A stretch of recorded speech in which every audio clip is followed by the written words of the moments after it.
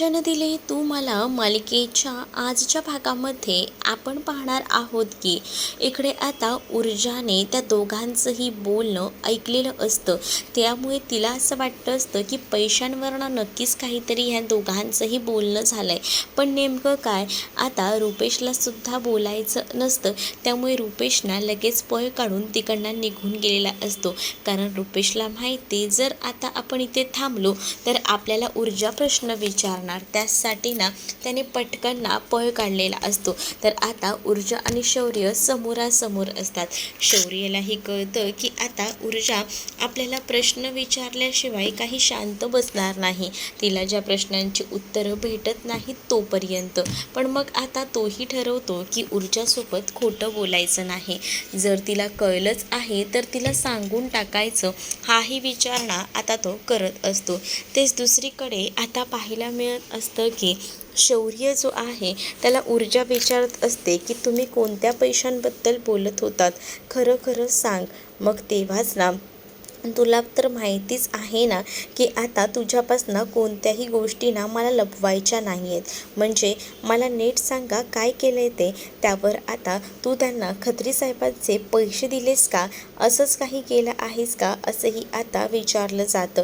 तेव्हाच ना खत्री साहेबांचे जे पैसे होते ते पैसे देऊन आता मोकळं करून टाकलेलं आहे. त्यामुळे तू काळजी करू नकोस असंही आता म्हटलं जातं.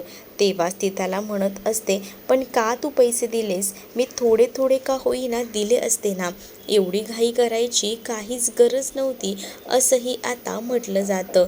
तेव्हाच ना ती त्याला सांगत असते की नको ना द्यायला पाहिजे होते, माझे पैसे मी दिले असते थोडे का होईना, असंही आता त्याला ती बोलत असते. तेव्हाच तो म्हणतो की आता तुझे आणि माझे पैसे हे काही वेगळे असतात का, जरा सांग ना ऊर्जा, मला तुझी ही सवय आवडत नाही. आपल्या दोघांचंही आता लग्न झालं आहे तर मग मला असं वाटतं की ज्या काही गोष्टी आहेत ना त्या दोघांनी एकरूप होऊन कराव्या.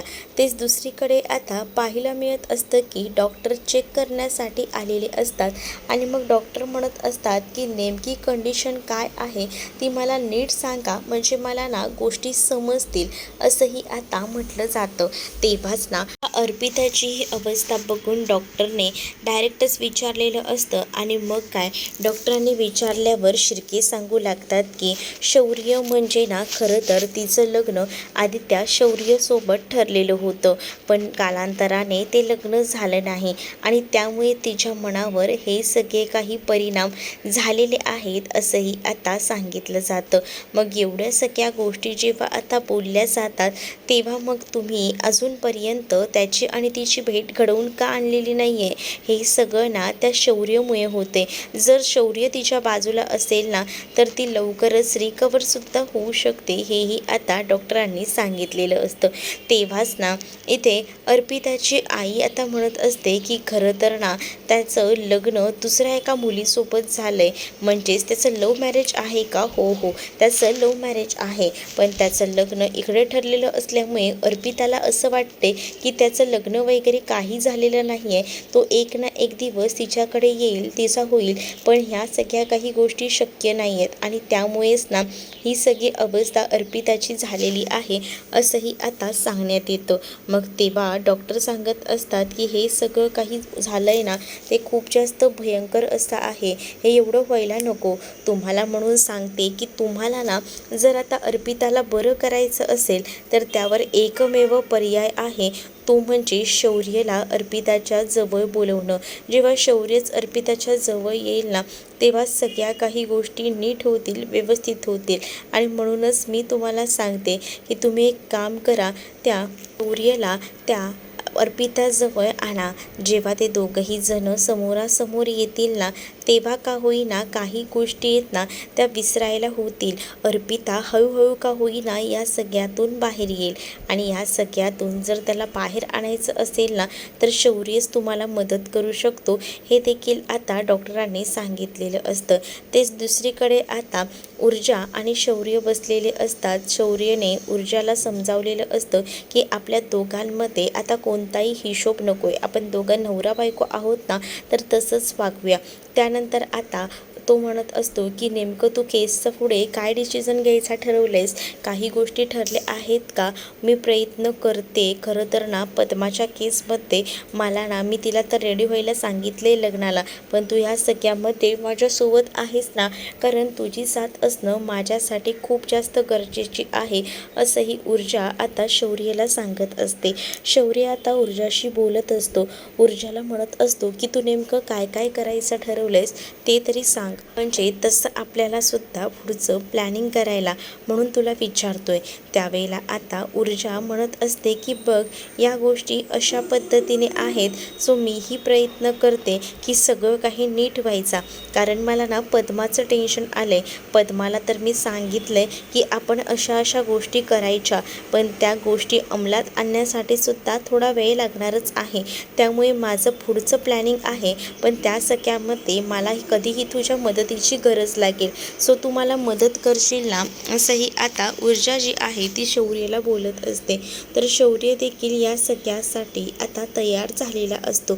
शौर्यही आता या सगळ्यासाठी तयार होतो. तर दुसरीकडे मात्र आता ज्या डॉक्टर असतात ना, त्या अर्पिताच्या ट्रीटमेंटबद्दल शौर्य जास्त इम्पॉर्टंट आहे. तुम्ही शौर्यला एकदा इथे घेऊन या. शौर्य जर हिच्या समोर येईल ना, तर लवकरच हिची तब्येत सुधारेल, कारण ह्या सगळ्याचे परिणाम तिच्या बॉडीवर खूप जास्त होत आहेत आणि आपण तिला किती इंजेक्शन देणार आहोत, सारखे इंजेक्शन देणं सुद्धा बरोबर नाही आहे, हेही डॉक्टरने आता सांगितलेलं असतं. डॉक्टर जेव्हा आता या सगळ्या काही गोष्टी सांगतात ना, तेव्हा मात्र आता इकडे असणारे हे शिर्के जे आहेत ते आता विचार करत असतात. शिर्के ज्या वेळेला या सगळ्याचा विचार करतात ना, तेव्हा ते म्हणतात की डॉक्टर, मी माझ्या परीने प्रयत्न करून बघतो किती ह्या सगळ्यामध्ये मी यशस्वी होतो ते, पण तुम्हीसुद्धा औषधोपचार सुरू ठेवा. औषधोपचार सुरू तर आहेतच, पण त्याबरोबर जर तिच्यासमोर तिची आवडती व्यक्ती म्हणजे शौर्य जर आला ना, तर ती लवकर बरी होऊ शकते, असं देखील डॉक्टर अर्पिताच्या बाबतीत शिर्केंना सांगू लागतात. त्यामुळे आता शिर्केंनासुद्धा शौर्यला बोलवण्याशिवाय दुसरा पर्याय नसतो. जर तिला कळलंय ना की त्याचं लग्न झालं आहे, त्यामुळेच ना तिच्या मनावर हे सगळे परिणाम झालेत, त्यामुळे प्लीज तिच्यासमोर चुकूनही बोलू नका की त्याचं लग्न वगैरे झालंय, नाहीतर याचे परिणाम ना अजूनच वाईट होतील तिच्या मनावर, हेही आता म्हटलेलं असतं. एवढ्या सगळ्या गोष्टी जेव्हा आता सांगितल्या जातात, तेव्हा डॉक्टरांनी इन्स्ट्रक्शन दिल्यानंतर आता डॉक्टर तिकडनं निघून जातात. तेवढ्यातच तिकडे आता विक्रांत आलेला असतो आणि विक्रांत मात्र त्याला काही घेणं देणं नसतं की आपल्या बहिणीच्या बाबतीत काय झालं आहे आणि काय नाही ते. तो मात्र आता फक्त हसत खिदळत असतो. तेच आता विक्रांतला कसंबसं शिर्के जे आहेत ते शांत करत असतात. तर विक्रांत म्हणत असतो की तुम्ही मला ना शांत करायचा प्रयत्न करू नका. त्या पद्माशी लग्न ठरवून माझं तर वाटोळं करताय. तुम्हाला काय घेणं देणं पडलंय त्या सगळं ना त्या जहागीरदारांचं ऐकताय. काय गरज आहे जहागीरदारांचं एवढं ऐकायची? त्या जहागीरदारांमुळे बघितलं ना आपल्यावर काय वेळ आलेली आहे. प्रत्येक गोष्ट जहागीरदारांची ऐकणं गरजेचं आहे का? त्या पद्मासोबत माझं लग्न लावताय, काय गरज आहे त्या पद्मासोबत माझं लग्न लावून द्यायची? माझा आणि तिचा काही संबंध नाही आहे. मुळात ना मला ती आवडतसुद्धा नाही, असंही आता म्हटलं जातं. त्याचबरोबर आता शिर्के चिडलेले असतात आणि तुला सगळ्यातना सोडवण्याचा प्रयत्न करतोय आणि वर तू मला सुनावून दाखवतोय. तुला जराही काही वाटत नाही का? तुला ना जर काही गोष्टी कळत नसतील ना तर शांत राहा, नाहीतर बघ तुझं काय होतंय ते, असंही आता शिर्के जे आहेत ते ओरडून ओरडून बोलत असतात. शिर्के जेव्हा या सगळ्या काही गोष्टी बोलतात ना, तेव्हा विक्रांत ना गप्पपणे या गोष्टी ऐकून घेतो, कारण दुसरा पर्याय नसतो विक्रांतकडे. विक्रांतला असंच वाटत असतं की पद्मासारख्या अशा बाईसोबत आपलं लग्न ठरवलंय, आपली काय अवस्था आहे, म्हणजे आपल्याबद्दल लोक काय विचार करतील या विचारानेच ना तो अक्षरशः वैतागलेला असतो आणि तो आता बोलायचा प्रयत्न करत असतो, पण त्याचं काही आता शिर्के ऐकून घेत नसतात. शिर्केंनी डायरेक्ट सुनावून टाकलेलं असतं की तुला कसंबसं या सगळ्यातनं मी सोडवलं आहे, तर आता पुढचा सुद्धा विचार कर की तुझं काय होईल ते. त्यामुळे ना तुला तर अर्पिताबद्दल काही वाटत नाही, पण अर्पिताची काळजी मात्र आम्हाला आहे. त्यामुळे या सगळ्या प्रकरणात ना न बोललेलंच बरं. तुला ज्या काही गोष्टी करायच्या आहेत ना त्या बघूया तुझ्या परीने, कारण तुझं लग्न तर पद्मासोबत आत्ताच्या घडीला होणं गरजेचं आहे. ते थोड्या वेळासाठी का होईना दाखवायचं आहे. त्यामुळे तुझं तोंड बंद ठेव आणि शांत बस. देखील आता विक्रांतला हे शिर्के म्हणत असतात. त्यामुळे विक्रांतची सुद्धा आता बोलती बंद झालेली असते. तेच दुसरीकडे आता विक्रांतला त्या पद्मासोबत लग्न नाही करायचं असतं, कारण पद्मा काय आहे का लग्न करण्यासारखी. त्याला तर तीर्थासोबत लग्न करायचं असतं आणि यासाठी त्याची धांदल उडालेली असते. पण इकडे मात्र जहागीरदारांचं ऐकून जे काही शिर्केंचं वाटोळं करणं सुरू असतं ना, त्यामुळे विक्रांत भडकलेला होता. इकडे शौर्यने ऊर्जाला सांगितलेलं असतं की तू काही कर, माझी कायम तुला साथच असणार आहे, कारण मला माहिती आहे की तू जे काही करशील ते सगळं काही योग्य आणि व्यवस्थित करशील. त्यामुळे प्रत्येक ह्याच्यामध्ये मी तुझ्यासोबत असणार आहे, हेही आता म्हटलेलं असतं. एवढ्या सगळ्या गोष्टी जेव्हा आता शौर्य ऊर्जाला सांगतो तेव्हा ऊर्जाला सुद्धा भारी वाटत असतं. तेवढ्यातच ना शौर्याच्या फोनवर फोन आलेला असतो. त्यामुळे शौर्य म्हणत असतो, अच्छा ठीक आहे येतो मी, आणि असं बोलूनच ना आता शौर्यने फोन ठेवलेला असतो. शौर्य जसा आता फोन कट करतो आता ऊर्जा शौर्याला विचारत असते की काही झालंय का. तर शौर्य म्हणतो इमर्जन्सी आहे, त्यामुळे मला निघावं लागेल. त्यावर ऊर्जा म्हणते की बरं ठीक आहे, बरेच दिवस झाले आपल्याला पद्मा या केस संदर्भात बोलायचं होतं, बोलणं राहून गेलं होतं, पण ठीक आहे थोडंसं का होईना आपण बोललोय, जा आता तू, असं बोलून ती आता शौर्याला बाय बोलते. तेच आता इकडे शिर्के आलेले असतात आणि विजया, शिर्के आणि दिव्या बोलत असतात. तेव्हाच ना शिर्केंनी अर्पिताची अवस्था बघून अक्षरशः शौर्यला आता मनवायलाच ते आलेले असतात. शौर्य तिथे आल्यानंतर जसं तो शिर्केंना बघतो ना तसं तो आपल्या रूमकडे जायला निघालेला असतो. ते शिर्के आता थांबवतात आणि म्हणतात की शौर्य, मला तुझ्याशीच बोलायचं आहे, खरं तर मी तुला त्याच्यासाठीच इथे बोलवलंय. मग तेव्हाच ना शौर्य म्हणत असतो की तुमचं माझ्याकडे काय काम. तेव्हा शौर्यला समोर ते आता हात जोडतात आणि शिर्के शौर्यसमोर हात जोडून शौर्याला सांगत असतात की मला माहिती आहे ज्या काही गोष्टी झालेल्या आहेत त्या, तुझं लग्न झालेलं आहे हेही मला कळतंय, पण मला तुला फक्त हेच सांगायचं आहे की प्लीज प्लीज काही झालं तरीसुद्धा माझ्या अर्पितासाठी प्लीज येतोस का, कारण अर्पिताची अवस्था ना खूप जास्त वाईट झालेली आहे. तुला कसं सांगू, शब्दात मी सांगू शकत नाही. अर्पिताची अवस्था एकदमच चिंताजनक आहे. अर्पिताला आजही इंजेक्शन्स दिलेत आणि जर अर्पिताला बरं करायचं असेल तर त्या सगळ्यामध्ये मला तुझी हेल्प लागणार आहे, असं देखील आता इथे असणारे शिर्के शौर्याला म्हणत असतात. शौर्य म्हणत असतो की तुम्हाला माहिती नाही आहे का, ऑलरेडी माझं लग्न झालेलं आहे, सो तुम्ही यामध्ये मला गुंतवू नका, असं देखील आता शौर्याने सांगितलेलं असतं. शौर्य जेव्हा या सगळ्या काही गोष्टी बोलतो तेव्हा शिर्के म्हणतात की मला माहिती तुझं लग्न झालंय, पण माझ्या अर्पिताला सुद्धा या सगळ्यातून बाहेर काढायला हवं ना रे शौर्य. त्याचसाठी एक बाप म्हणून मी तुला विनंती करतोय, प्लीज प्लीज माझं एवढं ऐक ना, असं देखील आता इकडे असणारे शिर्के हात जोडून अगदीच ना बोलत असतात. शिर्के जेव्हा हात जोडून या सगळ्या काही गोष्टी बोलतात ना तेव्हा आता शौर्याच्या मनामध्ये विचार येऊ लागतो की ऊर्जाने सुद्धा आपल्याला एकदा असं सांगितलेलं होतं की अर्पिताशी एकदा बोलून घे. ऊर्जाने सुद्धा मनात काही न ठेवता बेफिकीरपणे आपल्याला अर्पितासोबत बोलण्यासाठी सांगितलेलं होतं, आणि आपण काय करतोय हाही विचार ना आता शौर्याच्या मनामध्ये येऊ लागतो. शौर्यसमोर आता शिर्केने अक्षरशः हात जोडलेले असतात आणि सांगितलेलं असतं की प्लीज प्लीज काही कर, पण अर्पितासाठी एकदा का होईना तिला येऊन भेट, कारण मला असं वाटतंय की जेव्हा तू येशील ना तेव्हाच अर्पिता थोडी बरी होईल, असंही शिर्के म्हणत असतात. शौर्य आता त्यांच्याकडे पाहू लागतो. शौर्य म्हणत असतो की मी तुम्हाला असं लगेच हा म्हणू शकत नाही, कारण ऑलरेडी माझं लग्न झालेलं आहे, मी प्रयत्न तर करेन, हेही आता त्याने सांगितलेलं असतं. कारण ऊर्जाने सुद्धा याआधी शौर्याला या गोष्टी सांगितलेल्या होत्या आणि त्यामुळेच ना आता शौर्य त्या सगळ्या गोष्टींचा विचार करतो. तेच आता दुसरीकडे ह्या सगळ्या गोष्टी घरात असलेल्या ऊर्जाने सुद्धा हळूच ऐकलेल्या होत्या. त्यामुळे ऊर्जाला सुद्धा कळलेलं होतं की शिर्के जे आई आहेत ते अर्पितासाठी का होईना शौर्यसमोर हात जोडत आहेत. हे सगळं प्रकरण इथं उभं राहून ऊर्जाने सुद्धा बघितलेलं होतं. ऊर्जासुद्धा थोडा विचार करत असते. तेच आता शौर्यला सारखं तेच ऊर्जाचं बोलणं आठवत राहतं. ऊर्जाने सुद्धा मला म्हटलेलं होतं की अर्पिताला एकदा भेटून घे. खरंच मला अर्पिताला भेटायची गरज आहे का? कारण अर्पिता त्याच्यावर मनापासून प्रेम करत होती हे शौर्यला माहिती होतं. पण शौर्याचं कधीच अर्पितावर प्रेम नव्हतं, कारण तो फक्त ऊर्जावर मनापासून प्रेम करत होता.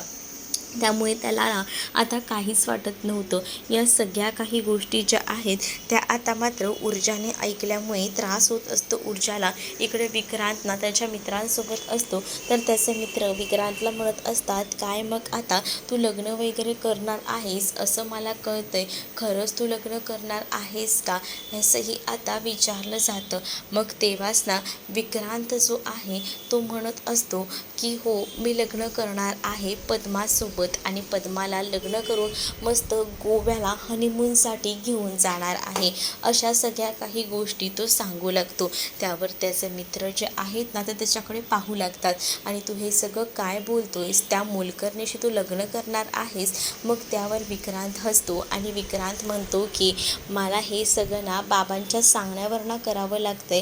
तेवढं का होईना तिच्यासोबत एकदा का माझं लग्न झालं ना तर तिला कुठेतरी नेऊन टाकणार आहे आणि मग मी तीर्था बेबीसोबत लग्न करणार आहे. तीर्था बेबीला मला माझं करायचे. तीर्था बेबीवरच माझं प्रेम आहे. आणि काय अशा फालतू मुलींबरोबर मी काही लग्न करणार आहे का? अशा मुलींचं तर मी काय करतो तुम्हाला तर चांगलंच माहिती आहे ना. असंही विक्रांत ना आता त्यांच्या मित्रांना बोलत असतो. आणि आज माझी जी काही अवस्था आहे, माझीच काय तुमचीसुद्धा जी काही आज अवस्था आहे ना त्याला सर्वस्वी ती जबाबदार ऊर्जा आहे. आणि त्या ऊर्जाला तर मी आता काही सोडत नसतो असंही आता म्हटलं जातं. एवढ्या सगळ्या गोष्टी जेव्हा आता विक्रांत दारू पिताना सांगत असतो त्याच्या मित्रांना, तर त्याचे मित्र देखील आता हे सगळं काही बोलणं ऐकत असतात आणि त्यांनाही आता हे सगळं काही पटत असतं. कारण ऊर्जामुळेच आज त्यांच्यावर ही सगळी वेळ आलेली होती आणि त्यामुळे विक्रांत म्हणत होता की त्या ऊर्जाला तर मी सोडणार नाही आहे. त्या ऊर्जाची हालत अशी बेकार करेन ना की बघतच बसा, असं देखील आता त्या विक्रांतने म्हटलेलं असतं. विक्रांतने ठरवलेलं असतं की ऊर्जाचा काटा काढायचा, यासाठी त्याची पूर्णपणे तयारी सुरू असते. आणि त्यामुळेच त्याने आता या सगळ्यामध्ये पद्मा आणि तीर्थाचं आयुष्यसुद्धा बरबाद करायचं प्लॅनिंग केलेलं असतं. पण त्याला हे माहीत नाही आहे की त्याचा सगळाच प्लॅन ऊर्जा कशी हाणून पाडणार आहे ते. तो मात्र मित्रांना खूप मोठमोठ्या गोष्टी सांगत असतो. तेच आता दुसरीकडे ऊर्जाला कॉल आलेला असतो. ऊर्जाचं कामासंदर्भात बोलणं सुरू असतं. ऊर्जा आता सांगत असते की तुम्ही काळजी करू नका, मला डिटेल्स पाठवून ठेवा, मी बघते माझ्या पद्धतीने, असंही आता तिने म्हटलेलं असतं. जेव्हा आता या सगळ्या काही गोष्टी बोलून ती फोन ठेवते तेव्हाच ना ती खिडकीकडे जाते. खिडकीकडे गेल्यानंतर ना तिला दिसतं की इथे तीर्था नुकतीच ना कॉलेजवरनं आलेली आहे आणि तीर्थाला सोडायला एक मुलगासुद्धा आला आहे. तीर्था त्याला बाय वगैरे बोलते, तर तीर्थाला सुद्धा तो बाय वगैरे सेकंड करून तिकडनं निघून जातोय. हे सगळं काही ऊर्जानं पाहिलेलं असतं. ऊर्जा जेव्हा हे सगळं पाहते तेव्हा ऊर्जाला थोडासा का होईना डाऊट येत असतो. नक्कीच तीर्थाचं या मुलासोबत अफेअर आहे की काय, अशा गोष्टी ना आता ऊर्जाच्या लक्षात येत असतात. ऊर्जा तशी खिडकीतून बघते ना तसं आता ती हळूच मागेही सरकते, कारण तीर्थाने तिला बघायला नको किंवा त्या मुलाने सुद्धा. मग आता ऊर्जा ना त्या जाणाऱ्या मुलाकडे एकटक बघत असते. तिला कळलेलं असतं की नक्कीच तीर्थ या मुलाच्या प्रेमात आहे, म्हणून ती थोडासा आता विचार करत असते. तर पुढील भागामध्ये पाहायला मिळत असतं की ऊर्जा आणि शौर्य दोघंही जण बाहेर भेटलेले असतात. शौर्याने ऊर्जाला अर्पिताच्या त्या सगळ्या हालतबद्दल सांगितलेलं असतं. तर या सगळ्यात ना ऊर्जा जी आहे ती शौर्याला मदत करत असते, म्हणजेच ना त्याच्याबरोबर ती जोडीने असते. ती म्हणत असते की तू काळजी करू नकोस, मी आहे कायम तुझ्यासोबत, असं बोलून ती धीर देत असते. तेच आता दुसरीकडे पाहायला मिळत असतं की शौर्य आणि ऊर्जा या बोलण्यावर ना ऊर्जाने सांगितलेलं असल्यामुळे शौर्य आता त्या अर्पिताला भेटायला जातो. तर इकडे बराच वेळ झाला तरी शौर्य अजून कसा आला नाही म्हणून ऊर्जा टेन्शनमध्ये असते. दिव्या त्यात तिच्यावर भर टाकते आणि दिव्या म्हणत असते, बघितलंस ना, तो केलाय अर्पिताला भेटायला पण अजून आला नाही आहे, किती वेळ लावला. मग ऊर्जासुद्धा आता थोडा विचार करू लागते. तर तुम्हाला भाग कसा वाटला आहे कमेंटमध्ये नक्की सांगा. अशाच अपडेट्ससाठी चॅनलला सबस्क्राईब नक्कीच करा.